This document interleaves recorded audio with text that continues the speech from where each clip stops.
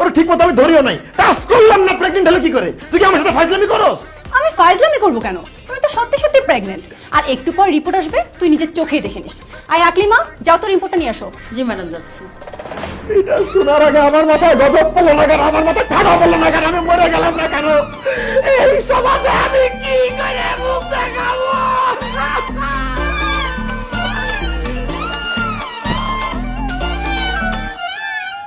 আরে দেখছেন কি ভালোটা বাসে, একটু অসুস্থ হয়ে পড়ছে দেখে কিভাবে কান্নাকাটি করতে হয়। ধর বোকা, জান পাখি তো এখন সুস্থ আছে। রাগ করছো? তুই প্রতারক, তুই একটা বেঈমান, তুই আমার সাথে প্রতারণা করছিস, তুই আমাকে ধোঁকা দিছিস। আমি কি প্রতারণা করছি? ডাক্তার বলছে তোমার পেটে বাচ্চা, তুমি নাকি প্রেগনেন্ট। এর চেয়ে বড় প্রতারণা আর কি হইতে পারে? আমি প্রেগনেন্ট হইলে আমি বুঝতাম না। ঠিক আছে যাও, আমি যদি প্রেগনেন্ট হই, এই পেটের বাচ্চা তোমার। বুঝতেছি তো তোমার বাপ হইতে ইচ্ছা করতেছে, চলো বিয়ে করে ফেলি। কি বললি? আমি তোরে বিয়ে করব? জীবনেও না। আর আমি বাবা হব মানে তোর বেটার বাচ্চা কি আমার নাকি? প্রেম আমি তোমার সাথে করছি, বাচ্চা তোমার হবে না তো কার হবে? এই এই একদম ফালতু কথা বলবি না। এই বাচ্চা আমারও না, আর আজকের পর থেকে আমি তোর চিনিও না। আল্লাহ হাফেজ। আই দাঁড়া, কই যেতেছিস তুই? মগের মুল্লুক না, একটা মেয়ের সাথে